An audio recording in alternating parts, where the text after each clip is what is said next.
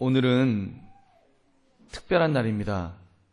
이제 다음 주면 기독교 절기 추수감사절이 있습니다. 추수감사절은 11월 셋째 주로 정해져 있습니다. 우리나라 추석과는 좀 동떨어져서 한국교회 성도들이 많이 어리둥절해합니다. 이런 문제 때문에 어떤 교회들은 추석 즈음에 맞추어서 추수감사절을 앞당겨 드리는 교회들도 제법 생겨나고 있습니다. 미국 같은 경우는 추수감사절을 지키는 것이 남다릅니다. 영국 청교도들이 종교의 자유를 얻기 위해서 메이플라워를 타고 처음 신대륙에 도착하였습니다. 갖은 고초와 고난을 통과한 후에 처음 추수를 하여 그 결실을 가지고 하나님께 감사한 날이 추수감사절의 유래가 됩니다. 그때 신대륙에 살았던 인디언들이 칠면조를 잡아서 함께 축하하였다고 해서 미국에서는 추수감사절이 되면 커다란 칠면조를 가지고 오븐에 구워 먹는 요리를 합니다. 매년 추수감사절 때가 되면 복날 우리나라에서 개를 잡듯이 그 미국에서는 수백만 마리의 칠면조들이 잡아먹힙니다. 그래서 추수감사절을 일명 칠면조 대학살의 날 또는 칠면조 순환의 날이라고도 말합니다. 아무튼 추수감사절이 되면 풍성한 음식을 앞에 두고 온 성도들이 함께 모여 먹고 즐기며 하나님께 감사하는 그런 귀한 날이 추수감사절입니다. 여러분, 우리나라 사람들은 칠면조 고기에는 별로 익숙해 있지 않기 때문에 우리는 떡을 먹습니다. 다음 주일에 추수를 감사하며 우리가 축하하며 또 떡을 서로 나눌 것입니다. 그리고 오늘 성찬식을 우리가 합니다. 성찬식을 할 때 예수님께서 시작하신 이 성찬을 통하여 떡과 잔을 돌리면서 예수님의 피와 살을 우리는 기념하게 될 것입니다. 오늘 본문은 예수님께서 그 떡에 관한 말씀을 우리에게 해주고 계십니다. 여러분, 떡 좋아하십니까? 떡보 계십니까? 저희 어머니는 절편이 그렇게 맛있다고 하십니다. 그냥 기계에 찐 쌀을 그냥 넣어서 뺀 것인데 뭐가 그렇게 맛이 있는지요. 아마도 가난한 시절에 없어서 못 먹던 시절에 귀하게 여기던 거라서 아마 지금까지도 좋아하시는 것 같습니다. 아무튼 오늘 본문에서도 보면 모세 시대 때 먹었던 떡에 관한 말씀을 이렇게 전하고 있습니다. 유대인들은 하늘에서 내려온 만나를 먹었습니다. 매일 아침마다 가나안 땅에서 이렇게 가나안 땅에 들어가기 전에 광야에서 아침에 나가보면 멋있는 만나가 내렸습니다. 그럼 그것을 주워다가 이제 먹었습니다. 그런데 유대인들은 그 만나를 모세가 주는 떡이라고 생각했습니다. 모세가 이런 떡을 우리 조상들에게 먹여 주었었는데 예수님은 우리에게 어떤 떡을 주시려고 하십니까? 이런 질문을 던지는 것입니다. 여러분, 예수님께서 대답하시는 말씀이 오늘 본문의 내용인데 우리가 이 시간 추수감사주일을 한 주 앞두고 이 떡에 관한 말씀을 깊이 묵상할 수 있기를 바랍니다. 특히 성찬식을 거행하며 우리는 참된 떡의 의미가 무엇인지를 생각하며 은혜를 나누시는 이 시간 되시기를 주님의 이름으로 축원합니다. 여러분, 세 가지를 간단하게 생각하며 은혜를 나누기 원합니다. 첫째, 세상의 떡만을 우리 욕심내지 맙시다. 세상의 떡에 대한 욕심 우리 얼마나 많이 있습니까? 예수님께서 떡 이야기를 했더니 유대인들이 말합니다. 34절에 보니까 그들이 이르되 주여 이 떡을 우리에게 주소서. 이 떡을 항상 우리에게 달라고, 떡 좀 달라고, 매일 달라고 이렇게 부탁을 합니다. 한국 사람들 공짜를 좋아한다고 하면서 여러분, 공짜라면 양잿물도 마신다는 말까지 하지 않습니까? 유대인들도 이 거저 얻는 것에 대해서 굉장히 좋아하는 것 같습니다. 오늘 본문에 분명히 나오잖아요. 이 떡을 우리에게 항상 주소서 이렇게 부탁을 하였습니다. 이런 재미있는 이야기가 있습니다. 이건 그냥 이야기입니다. 왜 10계명이 하필이면 5계명도 아니고 6계명도 아니고 10계명인가 10개인가? 여러분, 그 이유를 아십니까? 하나님이 인간들에게 주고 싶은 삶의 나침판이 있었습니다. 이른바 계명이었습니다. 그래서 첫 번째 전쟁을 즐기는 스파르타인들이 질문을 던졌습니다. 하나님, 어떤 내용입니까? 그 계명이 뭡니까? 여쭈었습니다. 살인하지 말지니라. 그랬더니 이 전쟁 좋아하는 스파르타인들이 으악하고 다 도망갔습니다. 그 다음은 재물에 욕심이 많은 로마인들이 왔습니다. 어떤 계명인데요? 그랬더니 하나님이 도둑질하지 말지니라. 그랬더니 으악 그리고 또 도망을 갔습니다. 옆에서 그 광경을 지켜보고 있던 음란을 즐기던 폼페이 사람들에게 하나님이 말씀하셨습니다. 너희들은 어떠냐? 이런 계명 말이다. 그러면서 하나님, 우리는 좀 다른 거 주실 건가요? 그랬더니 남의 아내를 탐하지 말지니라. 또 그 사람들 또 실망하고 다 떠났습니다. 이제 마지막으로 만난 건 유대인들이었다고 합니다. 실망하고 있는 하나님께 그들이 먼저 질문을 던졌습니다. 하나님, 그거 얼마인데요? 그렇게 물었습니다. 하나님이 대답하였습니다. 그건 공짜야. 유대인들이 소리쳤습니다. 그럼 10개 주세요. 그래갖고 십계명이 탄생되었다는 믿거나 말거나의 그런 이야기가 있습니다. 사랑하는 성도님들, 우리도 세상의 떡에 얼마나 관심이 많은지 모릅니다. 아마도 추수감사절 감사거리를 한번 찾아보세요라고 말씀을 드리면 대번에 생각하는 것이 내 손에 쥐어진 떡을 생각할 것입니다. 떡 한 덩이, 떡 두 덩이, 떡 세 덩이. 작년보다 한 덩어리가 더 많구나. 하나님 감사합니다. 우리가 그렇게 감사할 것입니다. 특별히 내가 별로 노력하지 않았는데도 굴러 들어온 것 같은 떡이 있으면, 공짜로 얻은 것 같은 것이 있으면 우리는 막 너무 좋아서 하나님 옆에 감사를 드릴 것입니다. 그런데 세어보았더니 작년보다 떡덩어리가 하나가 부족하네. 그러면 뭐 감사는 무슨 감사거리가 뭐가 있어야지 우리가 이렇게 투덜거릴지도 모릅니다. 여러분, 물론 우리가 먹어야 할 떡이 필요합니다. 그러나 떡이 우리 인생을 이끌도록 지배하도록 내버려 두어서는 안 될 것입니다. 그런데 우리의 모습이 어떠합니까? 여러분, 혹시라도 그 떡에 묶여 있고 사로잡혀 있는 그런 불쌍한 내 모습이 없는지 우리가 이 시간 점검해 볼 수 있기를 바랍니다. 여러분, 주님께서는 그렇게 살지 말라고 우리에게 먼저 본을 보이셨습니다. 예수님께서 사역을 하시면서 광야에서 40일 금식하며 준비하신 적이 있습니다. 그때 사단에게 시험을 당하셨는데 첫 번째 시험이 바로 돌덩어리를 명하여 떡이 되라고 하는 명령, 그런 그 유혹이었습니다.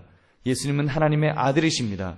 말씀으로 우주 만물을 창조하신 분이시기 때문에 얼마든지 명하여, 돌을 명하여 떡이 되도록 하실 수 있습니다. 종로, 복덕도 얼마든지 만드실 수 있는 분이 예수님이십니다. 여러분, 믿으시면 아멘 합시다. 여러분, 아멘. 예수님은 그렇게 하지 않으셨습니다. 마태복음 4장 4절을 보니까 예수께서 대답하여 이르시되 기록되었으되 사람이 떡으로만 살 것이 아니요 하나님의 입으로부터 나오는 모든 말씀으로 살 것이니라 하시니라. 여러분, 예수님은 이렇게 말씀하십니다. 떡으로만 살 것이 아니다. 떡이 귀한 것이 아니다. 그보다 더 귀한 것이 있다라는 것을 예수님께서는 우리에게 말씀하여 주신 줄로 믿습니다. 그러므로 우리는 한 차원 더 높은 인생을 살기를 바랍니다. 사람이 떡으로만 살 수 없다. 떡을 위해서만 살 수 없다. 이 고백을 우리 분명하게 하시는 저와 여러분 되시기를 주님의 이름으로 축원합니다. 두 번째, 모든 떡은 하나님이 주심을 인정합시다. 우리 32절 말씀 우리 한번 같이 읽겠습니다. 시작. 예수께서 이르시되 내가 진실로 진실로 너희에게 이르노니 모세가 너희에게 하늘로부터 떡을 준 것이 아니라 내 아버지께서 너희에게 하늘로부터 참떡을 주시나니. 아멘. 유대인들은 아까 말씀드린 것처럼 그들의 조상들이 먹었던 만나를 모세가 주었다라고 생각했습니다. 모세가 주었다. 사실은 하나님께서 매일매일 필요한 일용할 양식을 주셨는데 그들은 모세가 지도자니까 이건 모세가 주었다. 그들은 그렇게 착각했습니다. 오늘날도 그런 의식으로 살아가는 사람들이 얼마나 많이 있는지 모릅니다. 회사를 다니면서 회사 사장님이 자기에게 떡을 준다고 생각하는 사람들도 있습니다. 그래서 회사에 목숨을 겁니다. 사장님은 나의 목자시니 내게 부족함이 없으리로다. 그가 나를 푸른 초장에 누이시며 쉴만한 물가로 인도하시는도다. 그렇게 고백합니다. 이 정도 되면 사장님 이외에는 아무것도 안 보입니다. 사장님이 가라 하시면 가고 사장님이 멈추라 하시면 멈춥니다. 그래서 그 사장님께 자기의 인생을 다 맡기기도 합니다. 여러분, 좀 우스운 이야기인 것 같지만 이 시대의 많은 사람들이 그렇게 살아갑니다.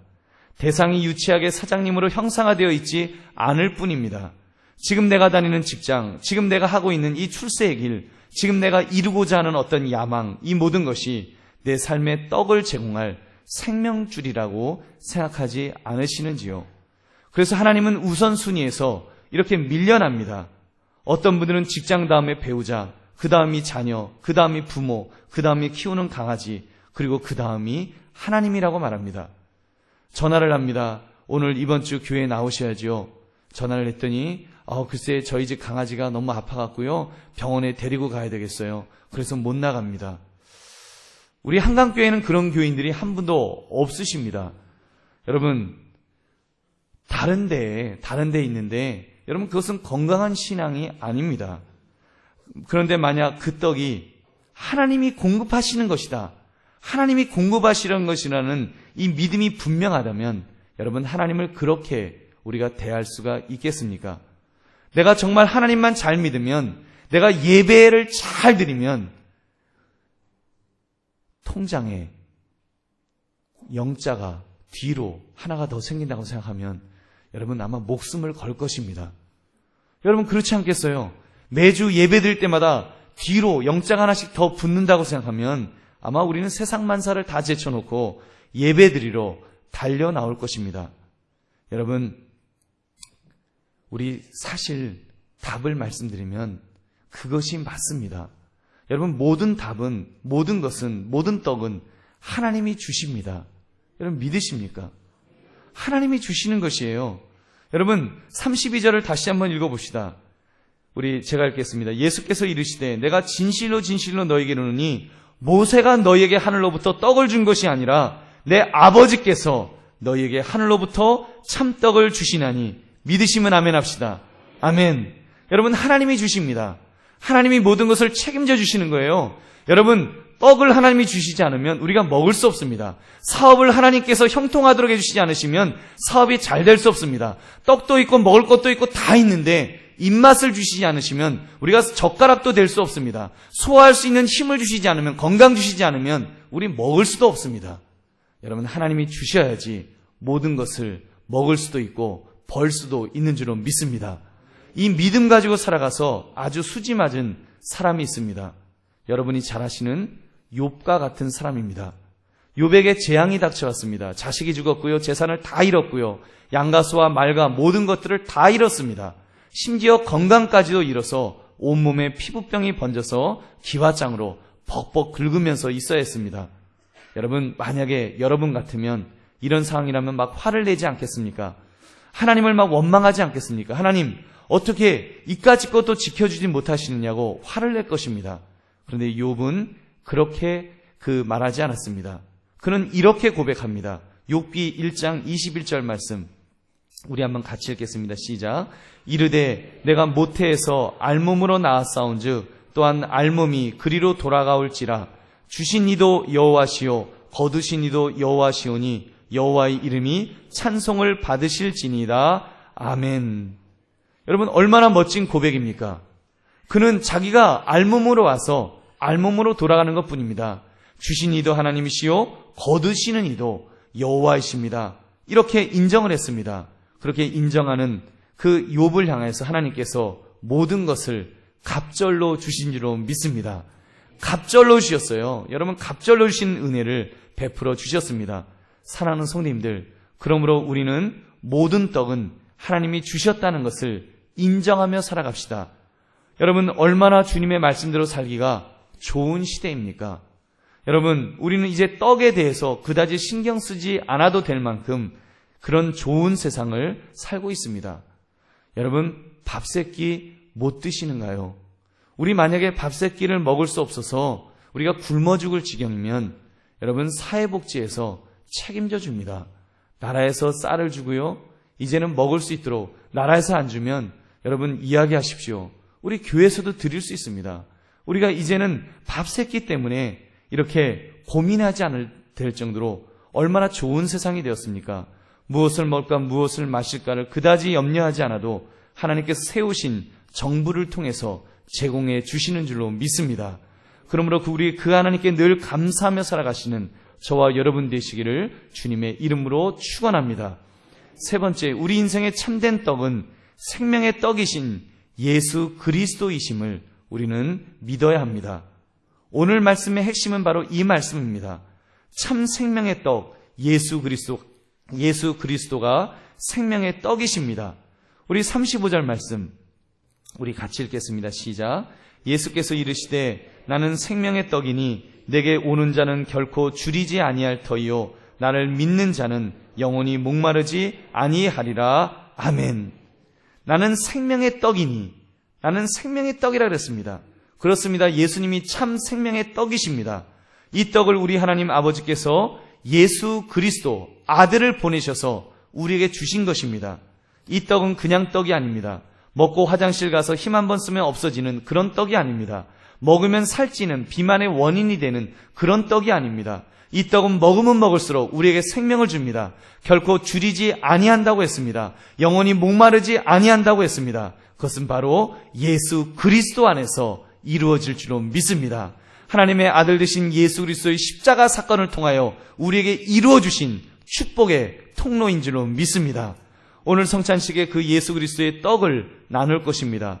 그 떡은 십자가에서 찢기신 살을 통하여 기념되고 있습니다.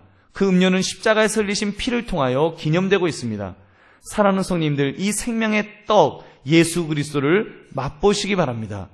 여러분, 우리가 무슨 식인종처럼 예수님을 잡아먹는다는 말이 아닙니다. 예수님의 찢기신 살을, 그 피를 기념하자는 이야기입니다. 그런데 사람들은 그 예수님을 믿지 않으려고 합니다. 오늘 본문 36절을 보면 예수님께서도 이렇게 말씀하셨습니다.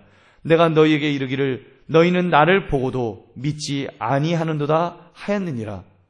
보고도 믿지 않는다고 합니다. 사랑하는 성님들, 이 말씀이 얼마나 중요한지요. 여러분, 우리가 예수님을 믿는다고 하지 않습니까? 여러분, 예수님을 믿기 때문에 저와 여러분이 이 자리에 앉아서 예배드리지 않습니까? 여러분, 예수님 믿으시면 아멘 하시기 바랍니다. 아멘. 여러분, 우리 예수님 믿습니다. 우리 예수님 믿는 사람입니다. 우리 예수님 믿는 사람이라면 우리가 주님을 향한 우리의 기대, 주님을 바라보는 우리의 시각, 여러분 한번 점검해 봐야 합니다. 혹시 우리는 그 예수님을 쳐다보는데 그분의 손을 쳐다보고 있지는 않는지요? 잘못 쳐다보고 있지는 않는지요? 그분의 손에 이 세상의 떡만 들려져 있는 줄 알고 자꾸 그 떡만을 달라고 우리가 말하고 있지는 않습니까? 그러나 주님께서 말씀하셨다고 했지요. 사람이 떡으로만 살 것이 아니요 하나님의 입으로 나오는 말씀으로 살 것이라. 여러분, 세상의 떡이 아닙니다. 세상의 떡은 먹으면 먹을수록 또 배가 고파집니다. 가지면 가질수록 더 불안하고 더 공허하고 나를 망하게 만듭니다. 세상의 떡을 많이 쌓아둔 것 때문에 가정이 깨어지기도 합니다. 세상의 떡 때문에 여러분 자녀와 부모가 서로 분쟁하고 고소하는 일까지 벌어지는 것이 우리의 현실입니다. 그런데도 더 안타까운 것은 우리 믿는 사람들조차도 그 떡이 많이 없다고, 내 인생은 불행하다고, 나는 감사할 것이 없다라고 말하는, 생각하는 분들이 있다는 사실입니다. 사랑하는 성님들, 그것이 중요한 것이 아닙니다. 세상의 떡은 중요한 것이 아닙니다. 그것은 하나님께서 무엇을 먹을까 무엇을 마실까 알아서 다 주신다라고 말씀하셨습니다. 우리는 그 정도의 것에 끌려다니는 사람이 아닙니다. 겨우 먹으려고 사는 자들이 아니라는 말입니다. 한번 따라해 보시기 바랍니다. 나는 먹으려고 살지 않습니다. 살려고 먹습니다. 인정이 되시면 아멘 합시다. 여러분, 우리 살려고 먹어야지 우리 먹으려고 살면 안 되지 않겠습니까? 이제 이번 성찬식을 통하여 우리의 시선을 바르게 고정합시다. 주님께서 우리에게 주시기를 원하시는 그 부분을 분명하게 바라볼 수 있기를 바랍니다. 그것은 바로 십자가 위에서 찢기시고 흘리신 살과 피입니다. 그것을 통해서 참된 떡, 참된 음료, 참된 그 생명의 떡, 생명의 음료를 우리가 받아 먹을 수 있기를 바랍니다. 사랑하는 성님들, 이번 추수감사절을 맞이하면서 우리의 감사를 한 단계 높여드립시다. 세상의 떡이 아닌 생명의 떡을 주심에 감사합시다. 특히 오늘 있을 성찬식을 통해서 우리 다시 한번 우리가 정말 깨닫기를 바랍니다. 그러므로 우리가 이제는 줄이지 맙시다. 이제는 목말라 하지 맙시다. 특히 세상 속에서 가진 것이 없다고 마음이 불안해하고 여러분 얼마나 그 안절부절 못하는 그런 모습으로 살았는지요. 우리 이제는 거지같이 살지 않기를 바랍니다. 여러분, 왜 두려워합니까? 왜 무서워합니까?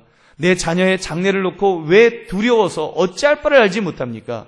나의 노후 때문에 너무 염려해서 여러분 막 쥐려고 하는, 너무 쥐려고 하는, 쥐기 위해서 막 목숨을 거는 그런 모습. 여러분, 이제는 우리가 조금은 내려놓을 수 있기를 바랍니다. 여러분, 혹시라도 우리 그런 모습이 있다면 오늘 이 시간을 통하여 주님 앞에 우리가 회개하며 또 결단할 수 있기를 바랍니다. 사도 바울이 무엇이라고 했습니까? 로마서 8장 32절 말씀, 자기 아들을 아끼지 아니하시고 우리 모든 사람을 위하여 내주신 이가 어찌 그 아들과 함께 모든 것을 우리에게 주시지 아니하겠느냐. 여러분, 우리 이제 믿음을 한 단계 업그레이드 합시다. 여러분, 하나님은요 우리에게 아들도 아끼지 않으셨습니다. 하나님은 우리에게요 천국이라고 하는 천국의 아름다운 곳을, 아름다운 집을 우리에게 약속해 주고 계십니다. 그것을 주시기 위해서 아들까지도 아끼지 않으신 그런 하나님이십니다. 우리가 그 하나님 의지하면 하나님께서 이 땅에서 살아가는 것, 여러분 여행자와 같이 나그네와 같은 이 땅의 삶 정도는 하나님께서 책임져 주실 줄로 믿습니다. 여러분, 그 하나님 의지하면서 이제는 하나님 앞에 더 믿음으로 살아갈 수 있기를 원합니다. 이제는 생명의 떡을 내가 붙들겠다고 결심합시다. 그 생명의 떡이, 내가 그 생명의 떡을 붙들면, 예수 그리스도를 붙들면 여러분 우리의 삶에 놀라운 변화가 일어날 줄로 믿습니다. 혹시 마음속에 알 수 없는 허무감이 있습니까? 혹시 마음속에 알 수 없는 불안감이 있습니까? 아무리 좋은 직장에 있어도 내가 뭔가 불안하지 않습니까? 여러분, 육신의 질병 때문에 마음이 불안해서 어쩔 줄 모르는 분은 없는지요? 아니면 무엇인가 알 수 없는 것 때문에 잠을 이루지 못하는 혹시 그런 분들은 안 계실런지요? 여러분, 생명의 떡을 드십시오. 생명의 음료를 마시십시오. 예수 그리스도를 붙드십시오. 우리가 주님을 붙들면 여러분 우리 속에 놀라운 역사가 일어날 것입니다. 여러분의 인생을 책임져 주시는 하나님의 은혜가 임하실 것입니다. 여러분의 마음속에 평안이 임합니다. 여러분의 마음속에 확신이 생깁니다. 나의 마음속에 기쁨이 넘칩니다. 그리고 내 삶에 어떤 문제들, 어떤 어려움이 있어도 절망하지 않습니다. 하나님이 기도하라 하십니다. 하나님께서 기도에 힘을 주십니다. 기도하면 하나님의 놀라운 기적의 역사도 맛보게 될 줄로 믿습니다. 여러분, 그러므로 이제는 우리가 인상 찡그리지 말고 이제는 기쁨의 감격을 표현하며 살아갑시다. 죽지 못해 사는 인생이 아니라 사는 것이 황홀하다고 고백하며 우리가 그렇게 살 수 있기를 바랍니다. 생명을 죽이는 인생이 아니라 생명을 살리는 인생을 삽시다. 매일 전도만 받는 인생이 아니라 이제는 전도하는 인생으로 바뀌어지기를 바랍니다. 그렇게 늘 생명의 떡이신 예수 그리스도로 인하여서 감격하며 감사하며 기뻐하며 살아가시는 저와 여러분 되시기를 주님의 이름으로 축원합니다. 우리 잠깐 기도하겠습니다.